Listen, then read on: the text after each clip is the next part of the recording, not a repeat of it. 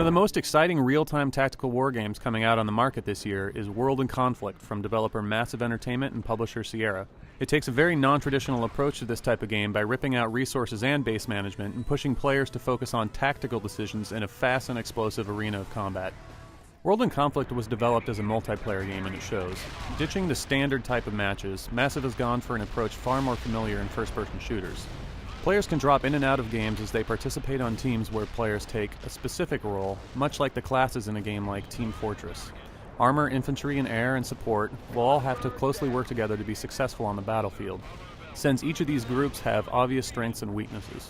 When a multiplayer game gets going with two coordinated teams, it's one of the most excellent multiplayer experiences we can find. Inexperienced players will take a while to catch up to speed, but the game is friendly enough to first-timers that they should be able to jump in and start being successful fairly quickly while they learn the ropes. We're expecting this one to become a huge tournament success for the emphasis on team play. While the multiplayer may have been the focus for Massive from the start, single-player wasn't left behind. They've done a terrific job presenting the campaign via several avenues.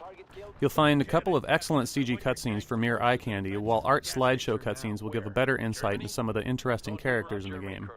Alec Baldwin also narrates loading screen briefings that reveal a more strategic nature of the conflict, while impressively directed in-game cutscenes do well in both setting the tactical scene and developing characters further.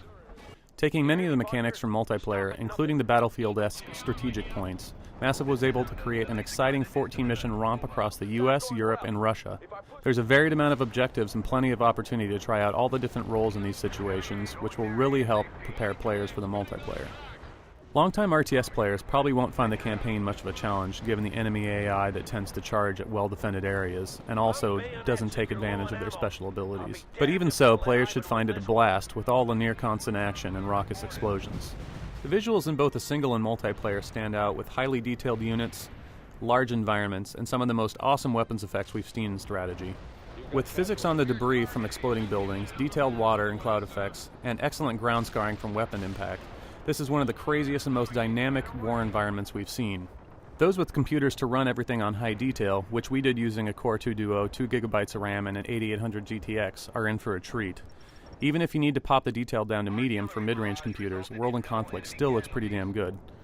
The game does support DX10, but those of you without Vista or a DX10 card can get nearly the same experience. Only cloud shadows and visible light rays are noticeable in the DX10 version compared to the DX9.